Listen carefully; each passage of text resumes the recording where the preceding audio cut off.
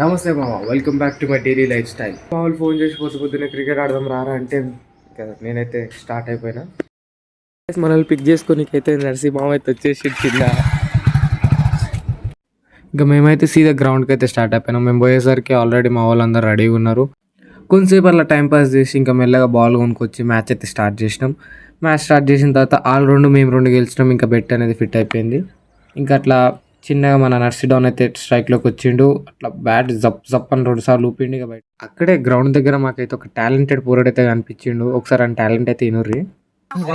से बिछड़ा तारा मैं दिल से इतना क्यों हारा मैं तूने क्या किया सारी दुनिया से जीत के मैं आया हूँ इधर तेरे आ गई मैं हारा किया तूने क्या सर मैं दिल का राज कहता हूँ मैं जब जब सांसें लेता हूँ.